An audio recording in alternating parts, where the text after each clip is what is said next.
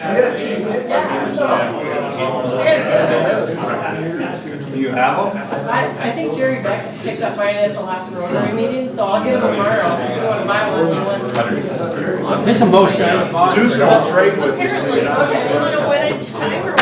Yeah, Susan wants one. I wanted 50% of the class. Got That's 66 now. I goes for the It's fine. I did not see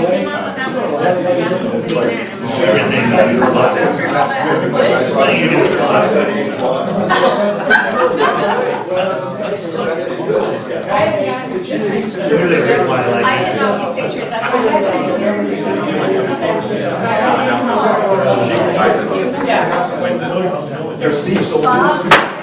Call the meeting order and start with the Pledge of Allegiance. I pledge allegiance to the flag of the United States of America and to the republic for which it stands, one nation under God, indivisible, with liberty and justice for all. Roll call, please. Sabers. Here. Rice. Here. Dosher. McCardle. Here. Barrington. Allen. Here. Charks. Smith. Here. Okay, we have a quorum. Action to approve resolution R 2021-58, setting hearing date and appraisal board for exchange of North Harmon Drive lots. Mr. Johnson, you speak to that? Yeah, I can try to explain this situation. This matter was brought to the city's attention due to a property transfer that's coming up in the area. Stephanie, can you pull up the plats? What it looks like is in the early 90s, they must have been doing some work on North Harmon Drive, and they were wanting to straighten out the property lines up there. So if you take a look here, the old property line was this wavy mess that went all the way around. That's the old road. And they tried to straighten that out, make it a lot smoother curve. Well, by doing that, it would have created these three lots where it would have crossed and back and forth over the old property line, would have resulted in the city transferring Lot 2 to the adjacent property owner over here, and then lots 1 and 3 would have been transferred to the city because that would be where the road would go. So this plat got recorded back at that time. It doesn't look like it was ever formally approved, so there's some question there, but it did get recorded. The road has obviously been there for 20-some years now in that specific spot, so this would just be cleaning things up a little bit, getting those small areas transferred, and we've just got a few procedural steps that we need to jump through to be able to do that. I think some of the land's owned by the city and some of the land's owned by the adjacent landowner, which Right. is now the Casey's, right? Yep, so Lot 2, the city currently would have Title 2. We would be transferring that to Casey Farms LLC, and then they would be transferring their interest in lots 1 and 3 to the city.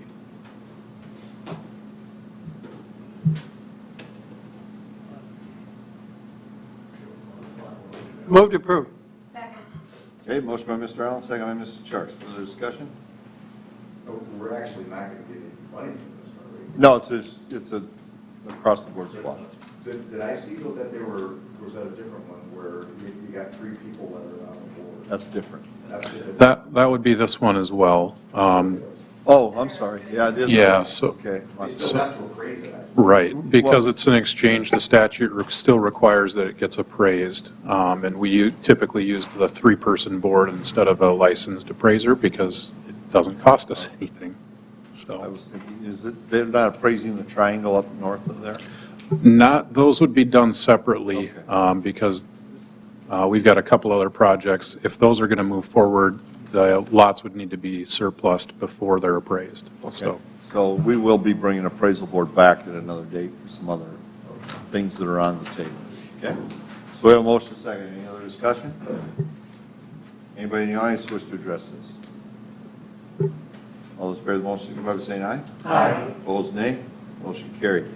Action to approve agreement A 2021-50, indemnification agreement with Corn Pal Stampede, Inc. You want to explain what's going on here, Mr. Johnson? Sure, you're going to hear a lot of me. So this is a simple indemnification agreement. Basically, the city was approached by the Stampede Rodeo Group in connection with their trying to find an alternative location for their future events. Given that they've got a current civil suit that's ongoing and there's really no clear idea of when that could be coming to an end, we felt it was appropriate to put an agreement like this in place just in case there was some kind of allegation that the city interfered with the existing lease, even though it's been represented to us that that lease is either going to be terminated or satisfied in some way. So this is really just cover your backside kind of thing, and it allows us to engage in those formal discussions if there's going to be an actual lease. Between this and the next one you're going to hear, there was some issues, obviously, with the two entities, Horseman Sports Association, I think that's what they call themselves, and the Corn Pal Stampede Rodeo. And in order, I talked to both entities, sat down in my office with both of them and had discussions. My role in this is I want to make sure the city is capable of maintaining a rodeo within the city of Mitchell. It brings in a good crowd. It's a great event. It has sales tax implications, et cetera. So what I've done is I started looking at areas this could happen, and that's how this all came to be. So this indemnifies the city from any action that could occur against us for having a plan in place that may or may not happen. So, Move approval of 2021-50.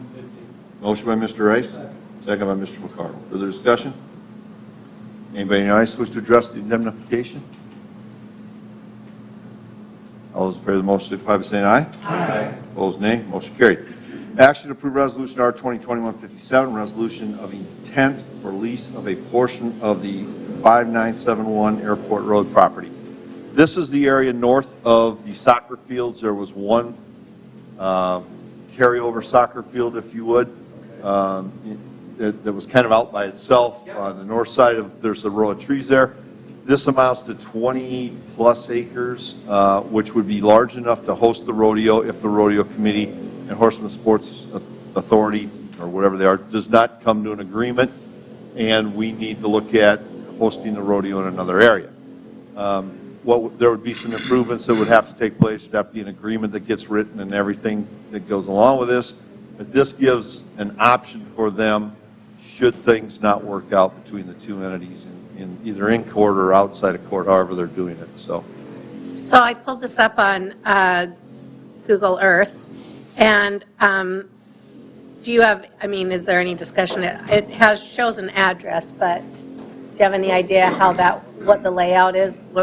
can you zoom in? Yeah, I'm going to try to mark that out for you right here. I didn't include an exhibit with the materials because I didn't have an exact layout for you, but I can try to give you an approximate here.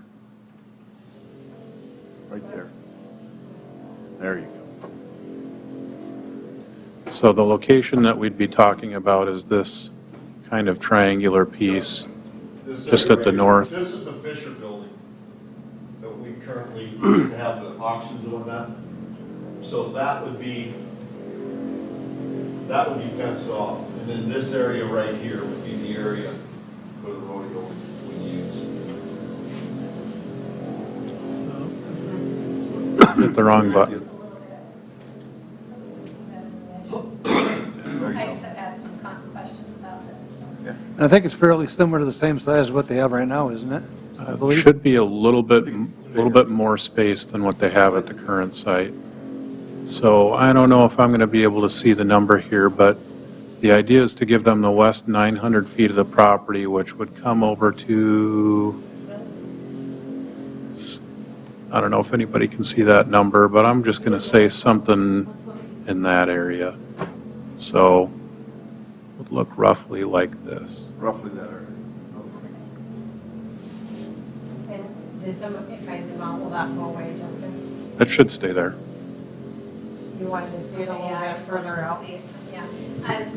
One of the questions was, is there room for parking? Because obviously where we currently are, there's plenty of parking overflow areas. And when I was looking at Google Earth, it looks like there's a lot of opportunity There's for actually a that. parking lot for the soccer field as well. Right. And you can create a walking path into there. There's as much area in this area. Sure. This space, as they have, there's actually more. The actual soccer field that is there now is roughly the size of their arena currently. It's a little bit bigger than their current. Yeah, so just preliminarily, what they've kind of given us as an early indication is their arena would fit mostly down in this corner. They would hold kind of their event and participant parking up more on the north side here, and then they would use the rest for, I guess, guest parking. And there are other, I don't know about like the cook-off and other events and things that they've got. And then there's the additional parking at the soccer complex too, so. This area is also large enough that they might be able to add an arena to be able to bring in the National High School Rodeo that Huron hosts, I think Fort Pierre. Some of the bigger rodeos. They might also be able to attract two it'll Mitchells stay. with this location. 2 years after the soccer fields came into completion, there was a tournament out there on the last day, and it was Saturday. MG Aviation from Letcher went and took some pictures of it, and they estimated the crowd at 3,500. So there's enough space out there for parking for everything. They used some of the road over there by the National Guard between there and the soccer fields. The whole parking lots along the East Road, everything was full, and it worked. And it'll be handy for anyone that wants to fly in for the rodeo, right? This is a resolution of intent, so it may or may not happen, but it gives us the ability, should things not work out between those two entities, to work out an agreement for them to take over the ground and move the rodeo out there. Right, so this is like the earlier item, just a procedural step that we'd have to go through to approve a formal lease, which that would come back to council on the September 20th. And Mayor, if I understand it right, you have checked with FAA to make Yes, for sure that they're... The FAA was looked into. That field was sponsored by somebody. We talked to them about moving them into the other 9. They were happy to do that. This is not a park designated area, so it really has no impact on the parks or the ability to use the land for anything else. Obviously, the 9 soccer fields pose a little bit, they're not technically a park designated area either, but they pose a little more of an issue trying to change them with their current use. This field does not get used much. It was kind of an overflow field. It was out away from everything else, so it kind of made sense to look at this change. And access would be off Ullman, is that the road to the north of that, is that, or the west of it is where the access? They were talking about wanting to do 2 accesses. One would be off of Ullman, as you suggested, and then the other one would be from the airport road area. So there would be additional road being built there? No, No, it would what's all, there is yeah, it would enough? all stay gravel, but the access ways would come through those, at those spots. This is looking a little bit ahead, but I'd be interested to see when is the last time that soccer field was actually used, the number 10. And I know Nathan's not here. it's been a long time. I'm assuming that also, but I think we probably want to. We did have him look into that. Did you? Okay. It doesn't get used. Initially, they required X number, 10. They required 10, and that north field on the north side of the shelter belt was a practice field for tournaments, so they could go out there and kick the ball and get limbered up. And other than that, I don't believe they ever hosted a game on it. My daughter played 2 games on that field. She did. Yes. Yeah. But they have changed since. They've changed the that. requirements for the state tournament. They do not need as many fields. They've split the age groups up quite a bit, and most games would be played more like at Joe Quinnell Field today. So there's been a lot of change in soccer, so which made it allowable for us to do this. And I know Nate has had some discussions with the Park and Rec Board on this, and I guess specifically in reference to moving the field and the name change and that kind of thing. So I believe that they're all aware of kind of decommissioning that 10th field, and I don't believe that there was any objection to that.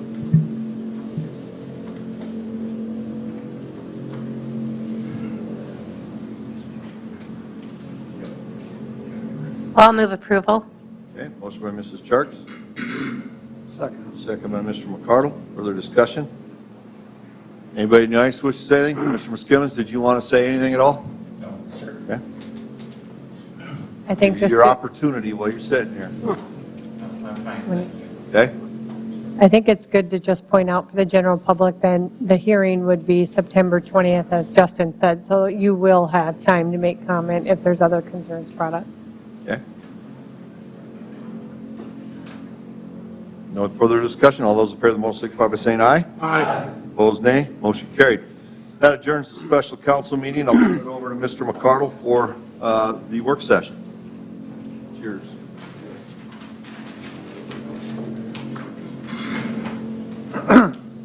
Okay, we're going to start with the work session. Looks like we're going to have an update on the lake, Mitchell Lake Wetlands improvement efforts. And I think we'll probably have, does Joe want to talk about that, or do we I want can to? start with the general overview if You want to do like. that? Yep, sure. Jeff, you'll give us an overview of what? So tonight on the agenda, what we have scheduled is just really three major things that are impacting both the 2021 and then the 2022 budget process. Because of the large number of capital projects that we've undertook in the utility departments, we thought it was good to get first a status update on where we are on those that the council's already approved that started in 2021, and then also what we have coming up for 2022. In addition, during the council's goal setting meeting that we had, geez, that feels like a year ago, but I know it was like March, I think, when we got together, the council expressed an interest in wanting to know where we were with the watershed development efforts, and knowing that we're in the midst of the preliminary design on the Lake Mitchell dredge, we thought it would be good to give an overview on what status or where those projects are as well. So the first update that we had was the update on the Lake Mitchell watershed improvement efforts. I know there's been some questions about the timing and how long we have to expect before that water or wetland design is done. And I can have, whoa, just lost my computer, hold on. What is this? Okay, I don't know where that is, sorry. My computer just is like wigging out on me. I can have Joe go over that design, but included on your packet on your desk, we did include this preliminary design. I think initially we were saying it was going to be done late this year, maybe early of next year, but we have had some questions on council as to when the construction itself begins. As part of that discussion, I think it's also important to look at, and I just went by it,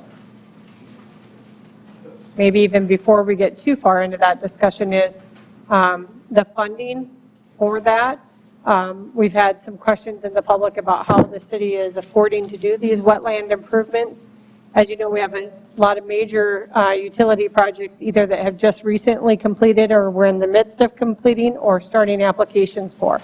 You can see three here listed. These are ones that council has already went through the approval process, and those projects are either complete or almost complete.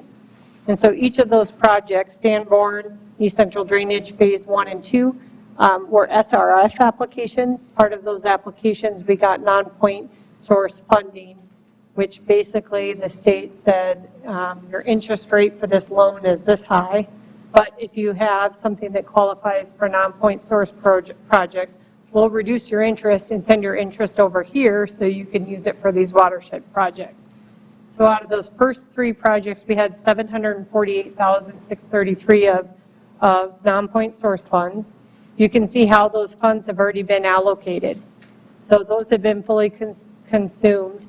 Before DENR would allow us to apply for any additional NPS money with our upcoming applications, we had to show how those were going to be spent.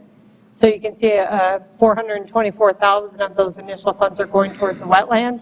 And then in our second round of funding that we'll have coming up that we'll be talking about, we'll have another 625,000 out of those projects that will go towards the wetland creation. So I'll let Joe talk a little bit about the project plan and timing and answer any questions that council's had about that wetland design.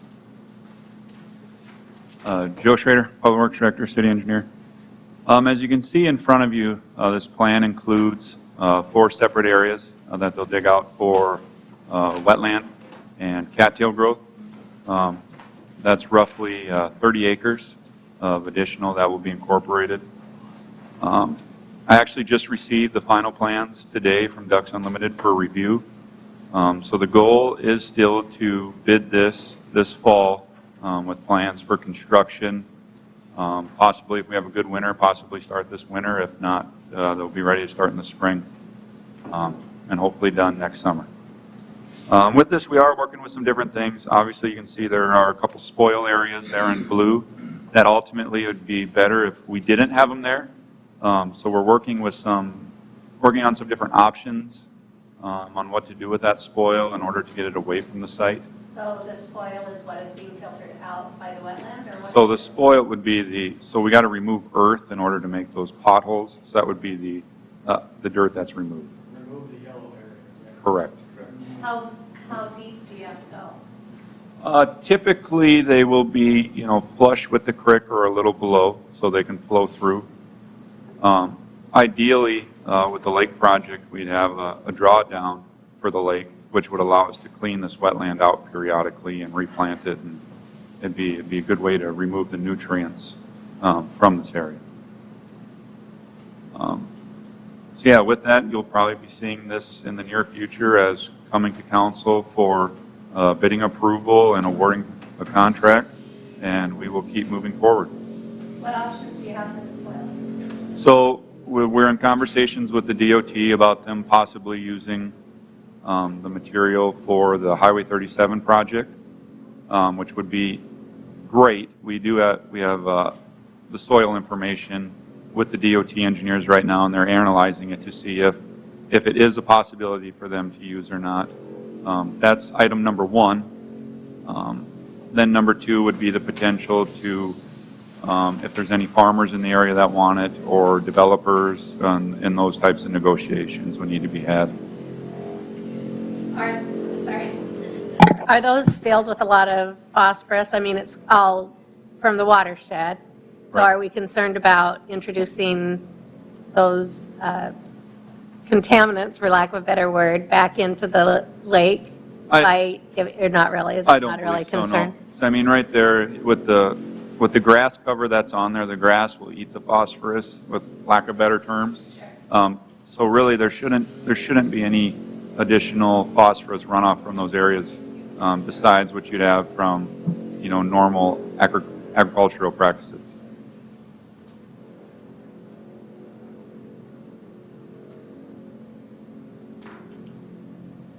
Any other questions on the wetland project? You Yeah. have probably, go ahead. Real quick, Joe, so it looks 100,000 plus cubic yards to move, but if it gets started, how long will that take? Might depend on where you have to bring the spoils? It's right, and I need to look into the documents to see if Ducks Unlimited put a completion date on it, and it's also going to depend on the size of the company, too. Okay. I mean, if you get a large company that comes in with, 6 scrapers, I mean, it could go relatively quick, or if you get a one-man shop, that thinks he can get it done in one season. It all depends. Will that all have to be burned down there, Joe? All the cattails You mean before one- you start, or not? Just Shouldn't, no. That's what I had a question on No. that earlier. Shouldn't have to. Okay. I think one of the things to point out, we've always referred to this as Ducks Unlimited doing the design of this. They are, and that design is being funded through the NPS funds that we've received. So I know there's been some comments that the city is paying for this work, but it's all coming out of those grant funds. So it's not something the city has had to pay for. So, and the work on the wetland itself is also not something the city is paying for. That's coming out of that funding through the grants. And I guess it should be stated, and I've heard talk of this, this does not include a weir structure. Just want that to be clear. I know that was talked about, but this design does not include a weir structure. Basically a dam. Yep. It does not. So they can get it without having to actually put a weir in there by doing this? Correct, and it's going to help with cleaning it out at a later date, because, you know, then the water will be able to be recessed out with the discharge structure that we're hoping to do as part of the lake project, and it'll be easier to maintain that way. Other questions about the design of the wetland? I mean, all along I've been thinking that low-level dam was weir. I just learned a new word. Was actually the thing that was going to allow us to control the flow and, you know, prevent the sediment from going in, but that isn't necessary with this because it'll all be captured by The cattails. the cattails. So it comes through, it allows the sediment to basically slow down and settle into those cattails, and the cattails will eat the phosphorus out of the material. So it should work very well, especially with the large area that we have contributing towards cattail growth. One of our initial conversations we had with this of how we actually, the size of it and so forth, and initially when we bought the land, we were under the understanding, or at least I was, that this was about a third of what we needed to complete the project. Is that still the case, that we will be looking for additional land either to lease or buy, or what? I don't think we quite made a third. I think we came in a little under what we had expected.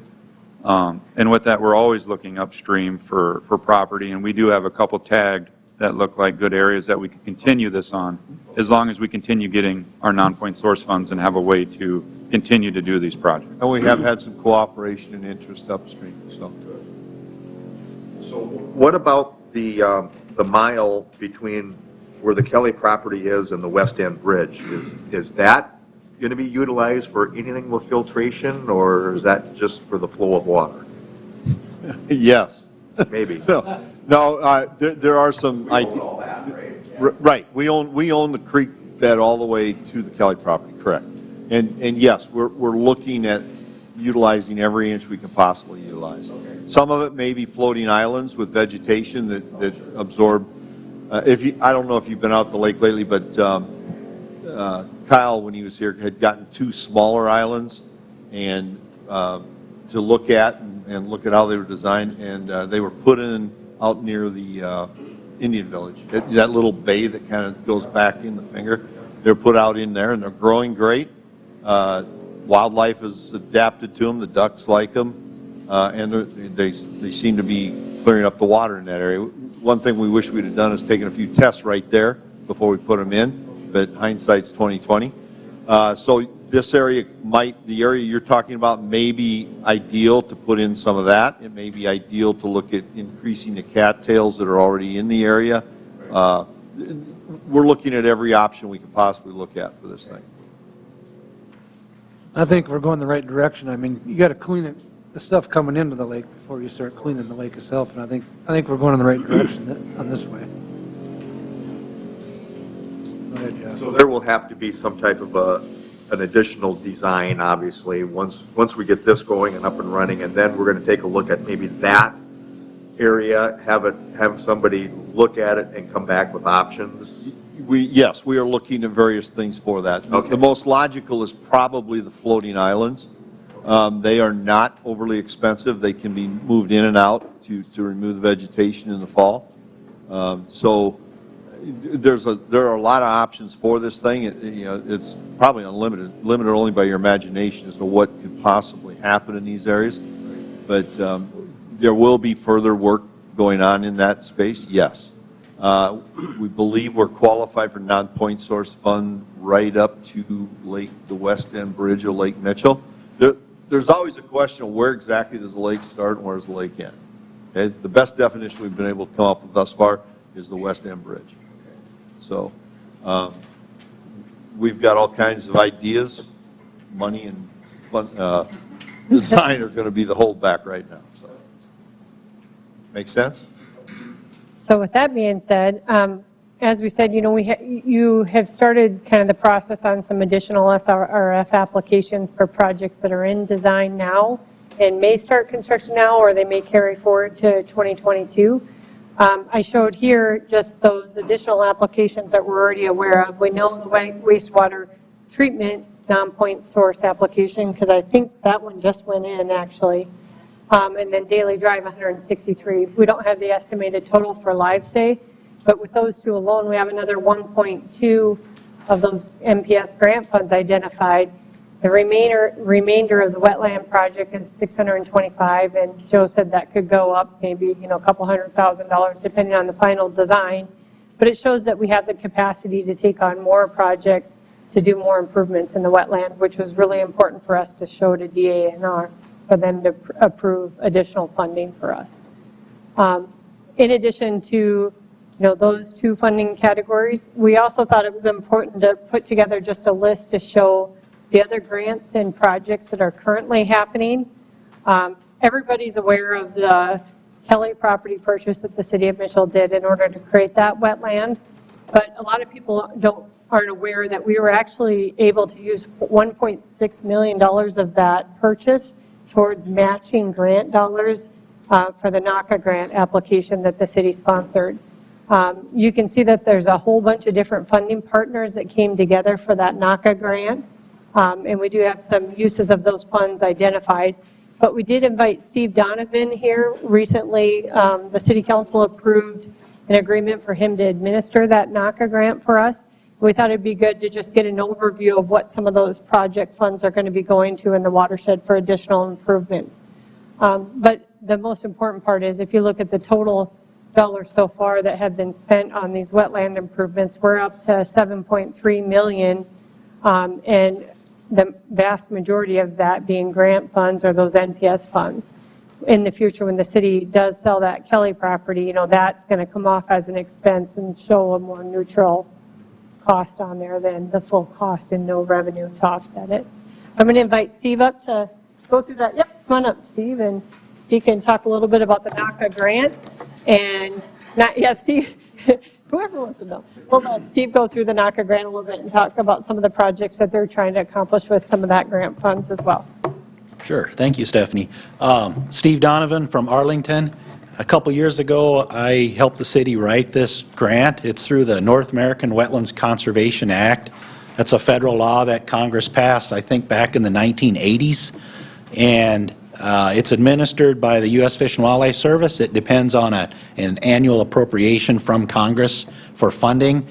Usually it's between $40 to $50 million that is available nationwide through a competitive grant process.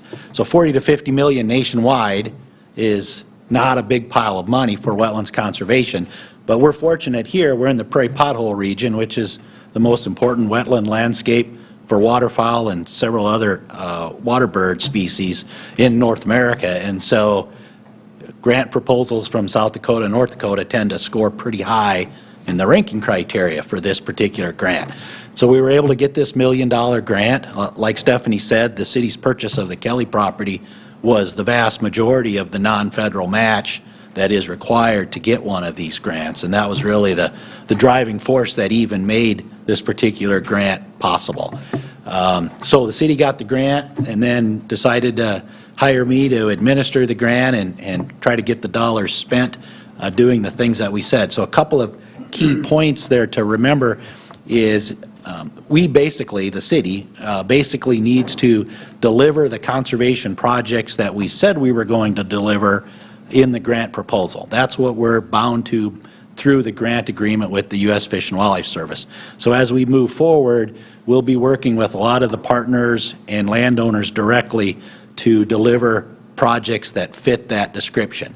I believe there's an agreement that I drafted between the city and Ducks Unlimited to deliver some of those projects, and there will be more agreements like that as we move forward. Some will be with organizations like DU, some might be agreements directly with landowners, but the idea is to secure that agreement so that a landowner or a partner knows what is expected of them when they deliver a project, and it also puts them on the hook. Since it is a grant agreement, the city is essentially on the hook for implementing certain conservation projects and making sure those projects last on the ground for a certain period of time, which is project specific. So we pass that burden on to the cooperators like Ducks Unlimited or a landowner. So something that has never happened in my experience, I should say before I say this, is let's say somebody builds a project and then 2 years from now they take a bulldozer out there and destroy it. The Fish and Wildlife Service may come knocking on your door and saying, hey, you have to pay us back for those dollars that were spent on that project because it disappeared. Well, that's why we have these sub-agreements with partners, and so if that ever happens, we can then go to that person responsible and say, hey, we have to pay back the federal government, so you have to pay back us to make that whole. That's why we need those agreements. In my career, I've written and administered about 30 of these $1 million grants, and that's never happened. So it's not likely to happen as long as we keep our ducks in a row and do the projects that we say we're going to do and do them the right way. For this particular grant, it was a combination of a couple of things. When we wrote the proposal, we had some specific projects already in mind that we wanted to fund with this grant. We knew the acres, we knew the costs, and so those were included in the grant. But then we also had room to include a lot of unnamed projects, and those are the dollars that I want to run through here. These are projects that we said we would go out and find that would meet certain criteria as we go through and spend this grant, administer this grant. We have grant dollars for about 1,000 acres of grassland seeding. The idea here is to take dollars and spend them on private land that is marginal cropland, and the landowner has decided he's really not making money trying to farm these poor soils. They're contributing to water quality problems and other things. He wants to plant it back to grass and incorporate it into a grazing or haying type strategy. So we have dollars to apply to about 1,000 acres in that scenario.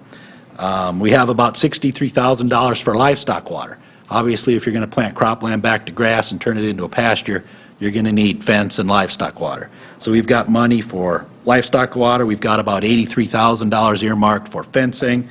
And then we have $185,000 earmarked for land leases. And really, it's not a lease, it's more of an incentive payment. So in that scenario where a landowner wants to put marginal cropland back to grass, we can incentivize that by giving him an upfront payment of, I think it was about $200 an acre, if he signs a 10-year agreement saying, okay, I'm going to plant this back to grass and start grazing it. I'm not going to use it as cropland anymore. So we have some money to help incentivize that. It's very similar to the Every Acre Counts program that Game Fish and Parks has. And the idea when we wrote the grant actually was to pool this money together with the Game Fish and Parks money and just make it go farther and hopefully do more on the ground. We have about $100,000 earmarked for conservation easements, and then $60,000 earmarked for some wetland restoration activities. So in the grant, we have a certain number of acres of grasslands restored, certain number of acres of grassland enhanced, a certain number of acres of wetlands restored that were all described in the proposal, and that's what, at the end of the day, that's what we need to deliver through this grant. I think that's about it. Is there any questions I can answer? And who delivers to the grower out there or the rancher out there? Who gets them to get this going? Is it you with the boots on the ground, or is it somebody else? it's going to be a combination of things. We had a meeting with a bunch of partners, and we threw the word out that we had these dollars. I'll have to say, Wendy over at the Conservation District in Aurora County, I mean, she went home and started making phone calls. I had 8 calls from landowners in Aurora County within a couple of days.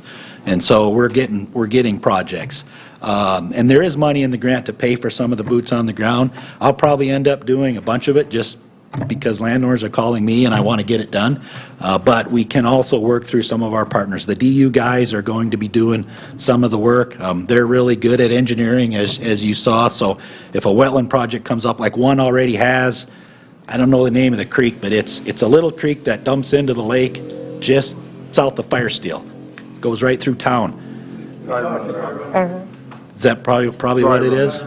But there's a landowner right on just a couple miles upstream that's got a couple of wetlands that he wants to create. So we're running into landowners that want to do wetland projects that are in the watershed. And so I'm working with him. I'm probably going to turn the engineering over to DU because they know how to do it. They know how to get wetlands built. But we do have money for technical assistance. So if, maybe it's a Pheasants Forever farm bill biologist. If they have some projects, we can give some of the technical assistance money to them to help pay for the boots on the ground. But I'm a strong proponent of that. Without boots on the ground, we won't get these projects done. It takes people to work with the landowners and come up with the plans and get projects built. Is there a time period that have to get this money used? It's a 2-year grant, right? Or is it 3? It's either 23 or 24. Yeah, I'm thinking they might have changed. It used to be a 2-year grant. Is it 4? Well, whatever it is, they can be extended for up to 5 years. And a lot of Naca grants get extended because that's a lot of money and it's complicated. And every one I've ever had, we've always extended them to at least 3 or 4 and usually 5 years to get it all accomplished. And the city had issued a press release on this grant funding opportunity. We would just encourage you, if you know of groups that might benefit from hearing the information, to make sure that we're getting that out to them so that the landowners up in the watershed have access to whatever funding might be available for the grant. And hopefully this is just the first of more. I mean, there's lots of Naca grants that have a phase 2 and a phase 3 and so on and so forth. So that door is open to keep working through Naca grants and other sources of dollars to do work in the watershed. Any additional questions? What is the buffer zone or the easement? How, a couple hundred yards or not? Well, it can be. I should say, or does it depend on? There's really there's nothing specific in terms of buffer zones. I mean, lots of different programs have different widths. Sometimes it's 50 feet, sometimes it's 200 feet. Yeah. The idea is just to try to minimize impact near the stream, and the wider the buffer zone, the better. And that doesn't mean total exclusion. We did a project a couple years ago with a landowner in the watershed where cows like to stand in the creek when it's 100 degrees, but riparian areas need some management too. So we built a riparian fence, and he has his cattle in there, let's say during April and May, but gets them out before it gets hot. And so he can get some use in the riparian area. It's cool. The cattle aren't standing in the creek all day. We get them out of that area and back into a pasture set up back from the creek during the heat of the summer. So those kinds of projects, to me, those are awesome projects. Landowner can continue to graze all the acres. His cattle aren't in the water when it's 100 degrees.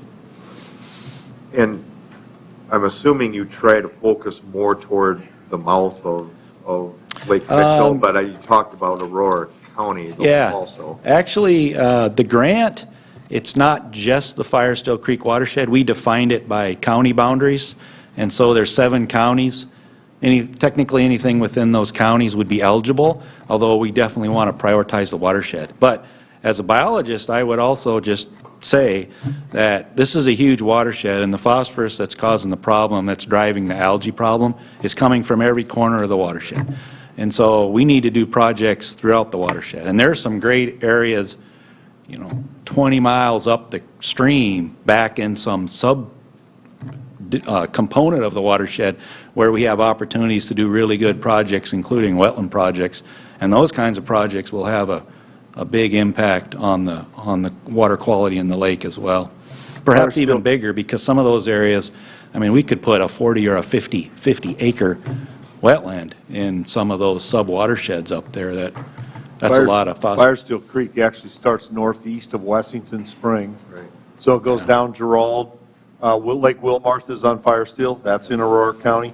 So it comes through a big chunk of Aurora County down into Davison County. It also has a branch, the South Branch Fork, that goes south of Mount Vernon, so which goes west to beyond into Aurora County.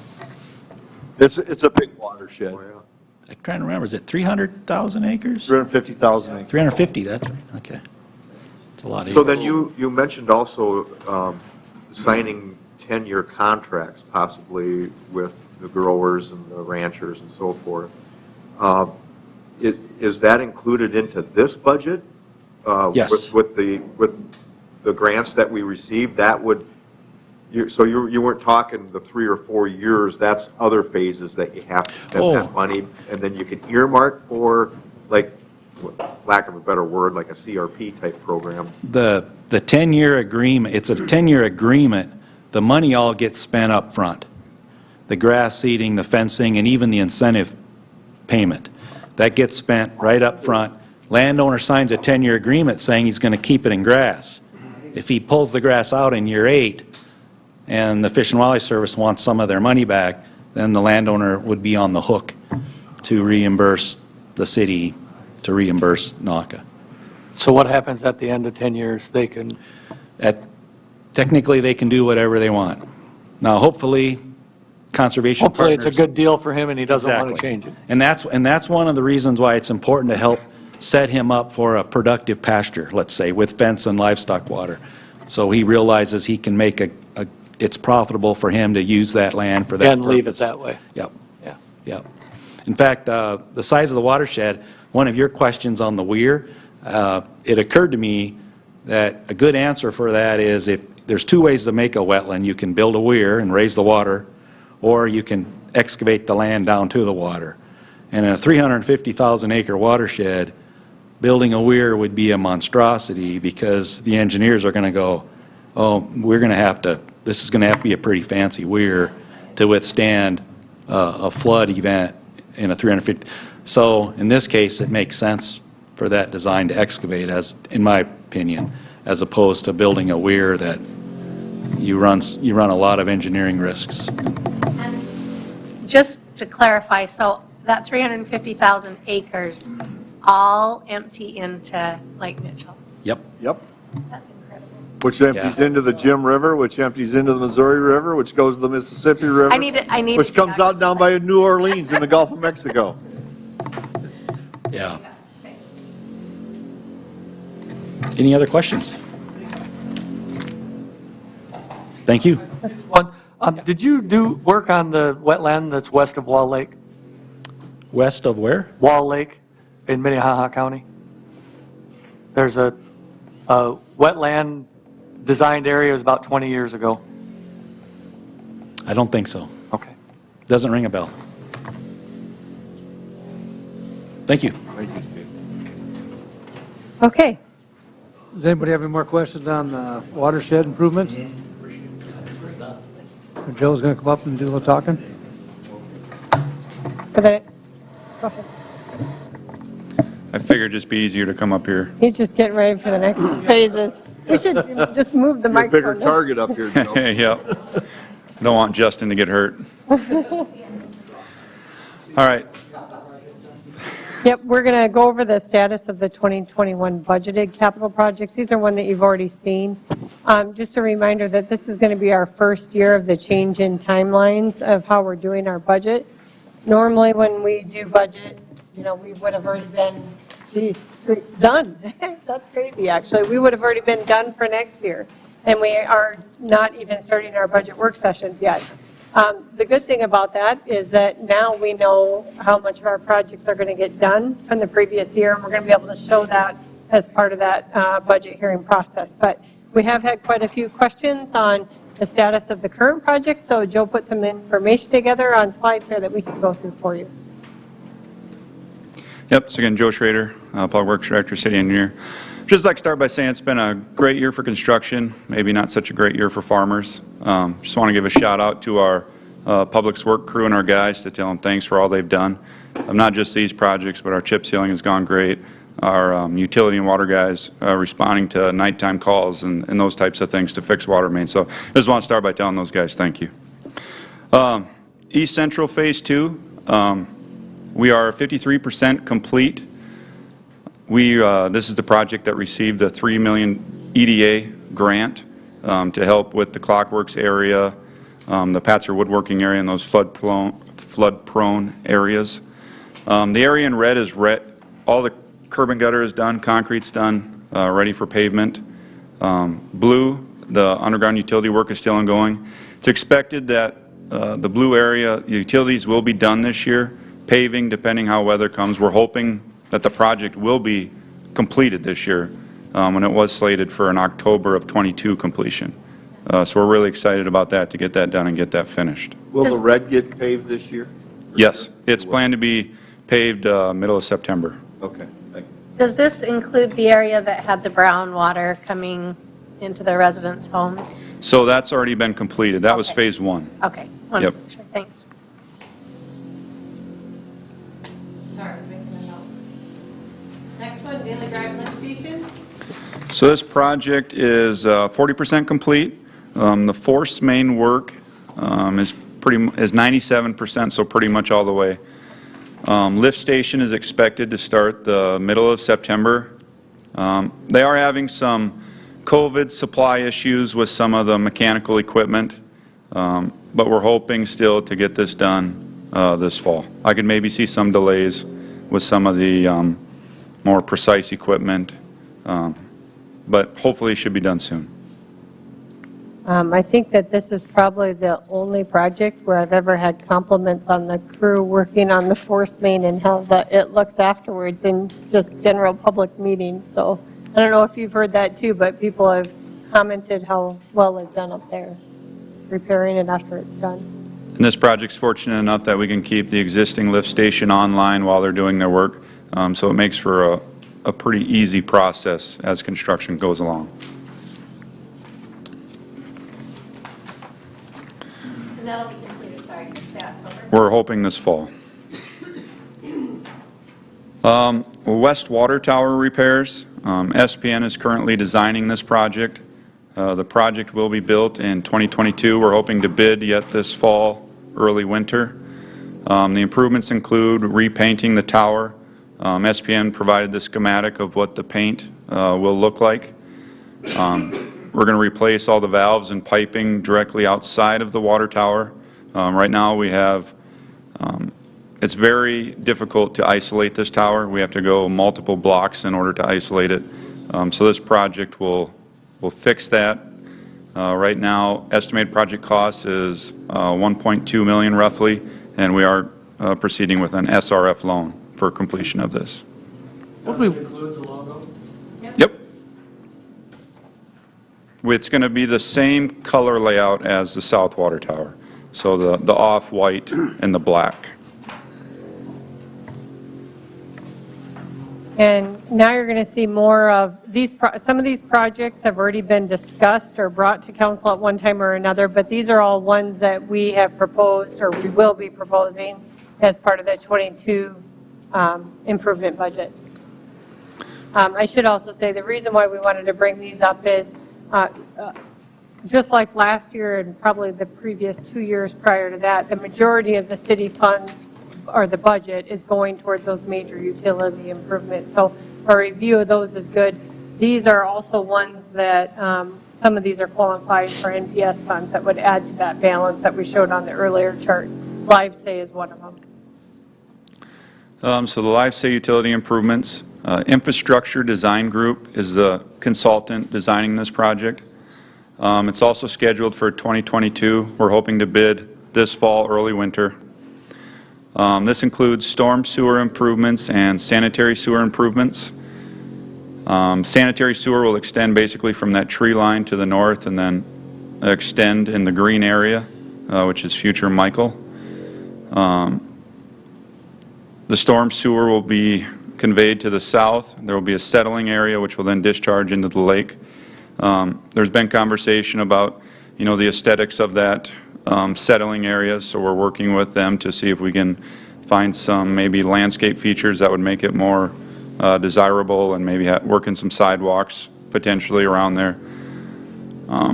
This is also linked to the Anthony Avenue Assessment Project, which we brought back earlier. We've had a couple of residents reach out to us, and we've let them know that Anthony Avenue will not be paved until next year, until this project is complete, because we don't want to beat up that brand-new road with construction work. Joe, didn't we also on Anthony, I know sanitary sewer was not, but wasn't storm sewer part of that? Or is this where it's picking all that up? So the residents, the reason this project kind of came along is Anthony does not have storm sewer, and we get complaints about water in the ditches. Oh, yeah, we had to grade it. So we're providing storm sewer for those future developments to the north, so we don't run into the same issue.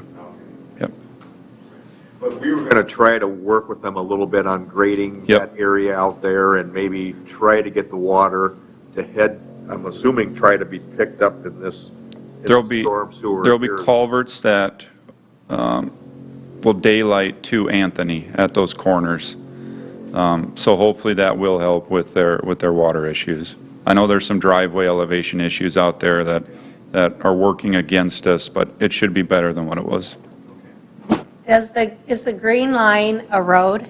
Future road. But So background is Anthony has septic tanks. If at all possible, we don't want septic tanks on Michael's, so we're providing that service for residents to hook onto. With that, we are talking about a connection fee in order for the city to recoup some of our costs.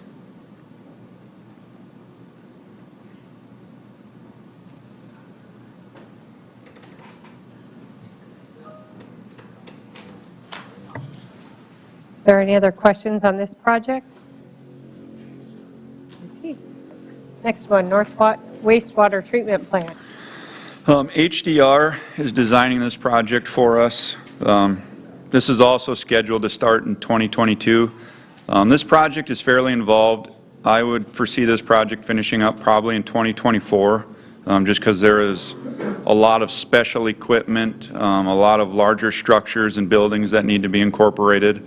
It includes a new headworks building with new screening and grit removal, a new equalization basin to help with our larger floods, so hopefully future larger events we don't have to discharge to fire steel. Hopefully we alleviate that issue. Estimated project cost is $10 million. We have implemented the rate increase for this project, and as Stephanie said, we plan on going with Srrf funding, which will make us eligible for non-point source funds. And that amount was just over $1 million of NPS funds. Joe is going to ask, obviously with the infrastructure we have there right now, it makes perfect sense to reinvest into that area. If you were designing it today, would you go there? Or is it worth putting $10 million into this site, I guess is what I'm really trying to ask. The easiest answer is yes, just because of how the city of Mitchell, the contours and the elevations. We're draining to one of the lowest areas in town where we can collect, our grit and our garbage that comes through the sewer lines, because ultimately, wipes are flushed and whatever else.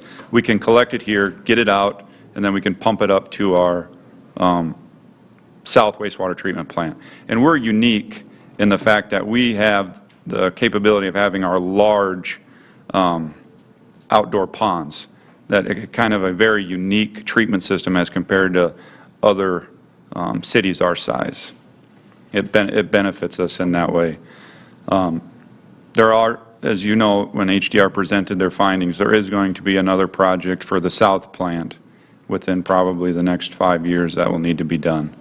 So it's kind of a first step in an overall completing our wastewater treatment facility so we can be set for the next, 20, 30, 40 years. These So- facilities were built in 1970 to 1980, so. This is a really stupid question, so I preface by saying that, but the north wastewater treatment plant is where? And the It- south is where? So it's I know it's Dry Run Creek and there's a train track. It's, the interstate versus the south side of the interstate. right. So the best way to describe our north wastewater treatment plant, it is east on Highway 38, outside of town, probably a mile, Okay. right along Fire Steel. Okay, that's what I thought, but when it said north, so Yep. that's the north one? Yep. And then our south plant okay. is kind of near our landfill. See, it was a stupid question, but thank you for that Yep. answer. I get it. Okay, moving on, right? I think we made it through all these, right? So the next one would be to look at the major projects that we will be proposing as part of the 2022 budget. Now, we're not into all of the capital projects yet, obviously, but these utility projects are usually the major expense. So that's what we're looking at now. A lot of these are going to be through utility account, but of course, some of the street infrastructure is going to come out of general fund as well. So we'll start there with 5th and 9th Avenue. So moving forward and trying to find projects in the interior of the town to move forward on, we're focusing on 4-inch water lines that are cast iron and VCP clay sanitary sewer pipe. So we're finding where those two are together, and we're trying to get these projects together in order to get our new utilities in place. So here we do have 4-inch cast iron pipe on both of these blocks for water main, and there is 8-inch VCP in both of these blocks. It's an extension of our Sanborn project, so it also ties in new infrastructure, replacing the old. So it's just a nice project. One of the things to point out too, since 5th Street is part of the original streetscape discussions, and yep, you did have one. Yep, it's in there. The next page would show that planned streetscape implementation for the 5th Street intersection at Main Street. Search. And I guess the thought process is that those intersections are going to be done as the road surfacing is done in those areas. So you do the utility improvements, you do the streetscape, and the surfacing all at once, so we're not duplicating or tearing up new work that was just completed. Confluence is a consultant of McLaury, who did our Corn Palace Plaza project. So the same concepts will be used as the plaza as will be at the streetscape features. Total estimated cost is $2.6 million. And I will say just, we've had some additional conversations with Main Street and Beyond, and they were going to have some discussions with this business owner to see if they would like to, as part of the project, bid an alternate to improve their space, similar to what the chamber did in front of their space, to really improve the look of that corner as well. So Stephanie, how much would the bid that we have right now, have we spent any of that? Yeah, they have been, and I don't have that rate in front of me, but we have been bringing those, sending them out to council when they've done their grant awards. I think that I don't remember what they have sitting in the account. Do you, Michelle, off the? I think it's around 40 to 50. Yeah. 44,000. Is that what? Yep. Between 40 and 50. But they have been reserving some of those funds for the features that will be included as part of the streetscape. I think you're going to see the majority of those features really probably at the 3rd and Main, because that's really the larger enhanced bump outs where they were going to pay for the planters originally. That's what the discussion was. Some of the landscaping features will likely be budgeted out of the entertainment tax fund for community projects. So the trees and the shrubbery and that kind of stuff that gets installed. Yeah. There was also some discussion about this, is that northeast, right? Yep. Yeah, northeast corner where we have a electrical panel. I think Lyle had a good idea of trying to, or maybe that was you, I can't remember if it was you or Lyle that said it, but trying to camouflage that a little bit and make it look a little If you've noticed, the one on First and Burr is wrapped, Yeah. and that's, So nice. This is actually just a straight flat panel, but he's thinking you could do something for landscaping around it to make it look a little bit nicer than just kind of electrical panel just sitting there. And our traffic light panel that's in this intersection will be able to be removed because we're going away from the signal lights and we're going to stop signs. And a lot of the funding for this will be discussed during the budgeting hearing too, I'm sure, won't it? Yeah, the project itself, the 5th and 9th Avenues will both be included in the 2022 budget. Yep. And then the landscaping features, that would be budgeted out of entertainment tax fund, And which is minimal. We're stating we've been talking about SRF projects and rate increases and those types of things. This project is planned to be consumed within the regular budget with no loan.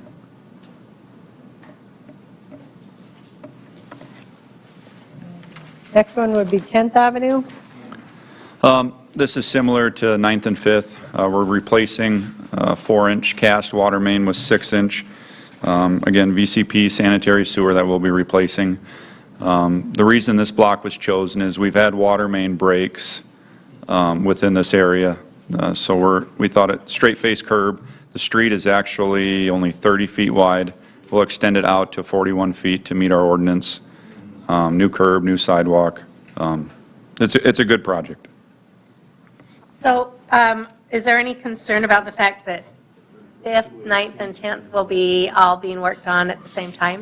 So the 5th and 9th one is more concerning to me because of the blocks are right on top of each other. But we can put coordination items in those, and we also have some streets in between that we'll be able to get people in and out. This one, the only conflict we have was on 9th, is with Lawler. And I think we can coordinate that it shouldn't be an issue.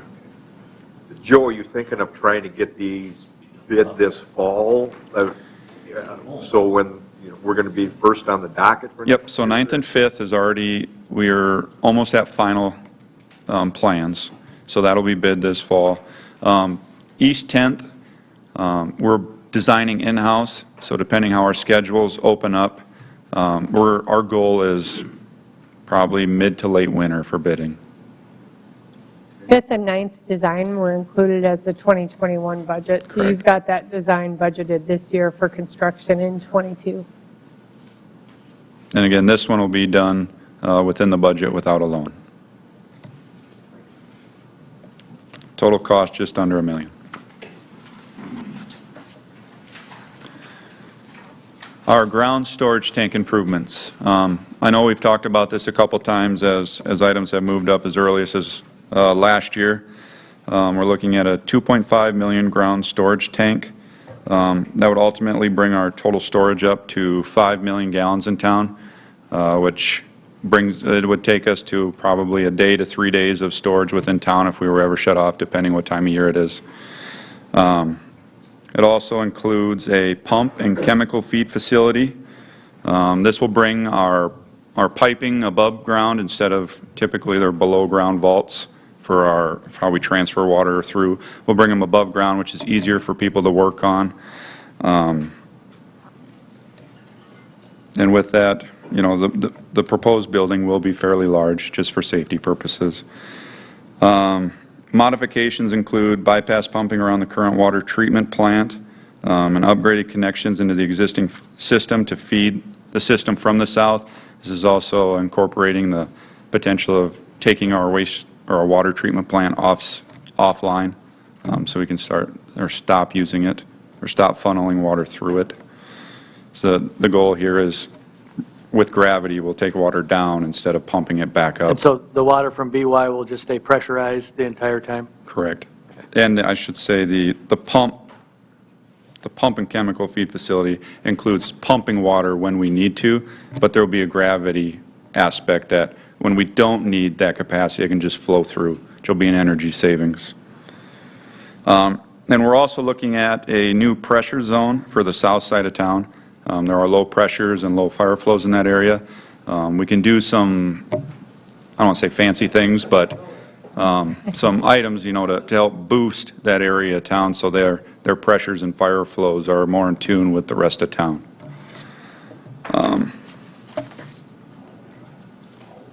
If we go to so now here are the costs associated with this project. I know that the number that's been associated before is $5 million, and that was for the ground storage tank only. As this project evolved and we looked at these items, It only made sense to incorporate these items now, because we'd have a cost savings now versus doing it later. So with that, our total project cost is around 11 million. And we would need to do a rate increase in order to complete this project as a whole. So knowing this is the first time really council seeing that full project cost, as Joe said, we have the rates included to cover the ground storage tank, but I would see this being, that's something that you would have to do an additional rate increase in order to cover the financing on the Srrf for the remainder of the project. Do we know what that cost is going to be? Be roughly $4.50 to $4.75 additional. And that's at the 6,000 gallons, correct? So this table shows the associated cities based on 6,000 gallons used. Right now, Mitchell is at number 8 from the top. So you can see, and that's combined, that's sewer and water. If we went up the 475, we would just go above Spearfish, and we would move to 7. And I do know, and Stephanie, correct me if I'm wrong, there are communities on here that are doing substantial improvements that their rate increases are not showing on this. This is 2021 data, not 2022. But I did update our costs for our current rate structure and resolution. So, but this is our current that you're showing us, the 20%? Yes. With Correct. the May increase. Correct. So we're still, when we first started doing these rate increases to start financing these projects that had been pushed off for too long, we were one of the lowest. We're still, not near the top anywhere. I know Harrisburg just did a major project, but now they've bumped up to number 1. So I wonder if theirs might be included, but I don't think Piers is. The ones I can, Pier, I think Huron is starting to look at some items. Aberdeen, I believe, is. Joe, with the $4 and change increase, you could afford to do the ground storage tank, and does that include the 10 million for the west end, north end? Yes, that's already in the. Yep, that's already in the rate. Yep. So, Yep, so this would be the only project that's discussed tonight that we didn't forecast. The additional would be the only part of the project that was discussed tonight that we haven't already forecasted in rates. So that's the only new addition that the city would have to make in order to do the whole project. Yep. Yeah, well, no, these 4 items. Well, yeah, the total project cost, right, Justin? So the pump and chemical facility, the system upgrades and modification. Everything else that has been reviewed today, council's already seen before because you've done that rate increase as part of that 5-year plan program. But it's always, it's good to know where the status is and what's coming up in the next year. So when you're seeing the overall budget, when we get into the work session, we know where we're at on the various projects. This is something that's going to show in the 2022 budget request. And, if council's not wanting to move forward with the project, then, we wouldn't move forward with the rate increase at that time. But it'll be included as part of those capital project discussions. Does that make sense? yes. I feel like I just talked in a circle, so just making sure. You did, but it makes sense. Okay, good deal. Thank you.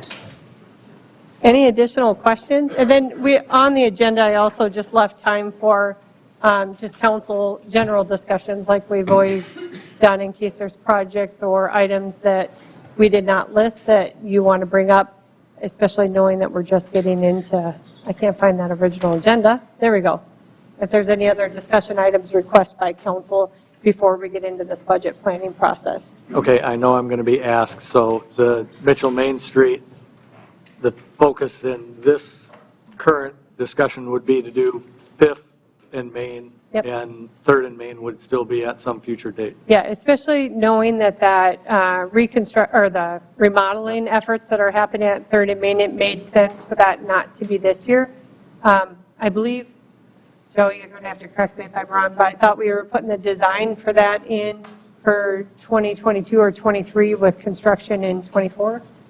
It's design in 22, construction in 23. Okay.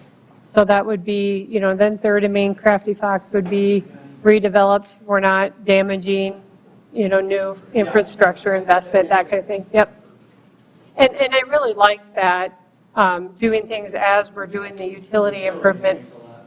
For whatever reason, when this was first discussed, the impression I had was that the utilities under Main Street had already been replaced except for maybe one intersection. And in talking to Joe, it's really, those improvements are necessary all the way down Main Street. So doing this in pieces as you're doing all of those replacements makes way more sense financially than doing them as separate projects.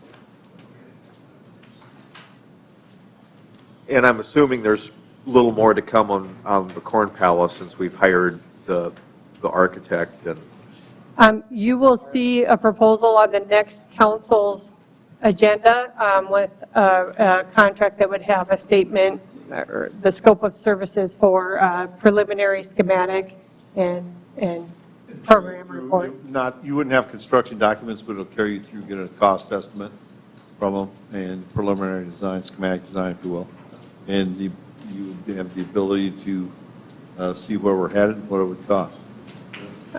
Do you know, Mayor, is that going to include the couple options? They put 5, but I don't think they'll have to do that. Yes, but, actually. Or do we need to give them a little more direction? They have, in the proposal, which will be at the next council meeting, is when you're going to see it. I think. Yeah, it is. That's the plan, right? We were talking about it this morning. We got it Friday. Yeah. And it's going to lay out some options for what could be done. They are looking at quite a few things. There will be numerous meetings where people can have their input. Obviously, council will be one or two of those. Public will be there. They've included quite a number of entities to meet with and discuss options for the Corn Palace. And for those of you who may have a question, what we're looking at is some way to increase the ability to use the Corn Palace for more events, better events, and bring more people to town, particularly in the off seasons. So.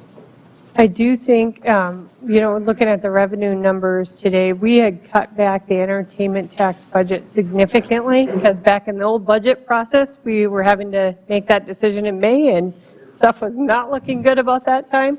So I do think we will be above what we anticipated for budget in revenue and entertainment tax. So we could ask for a supplemental appropriation to fund that with any additional revenue that comes in to fund that study or that design. That is for the preliminary design. Yep, cost. preliminary design. There you go. So we have an option to be able to pay for that without having to go to general fund or anything like that. So that will come to you next week.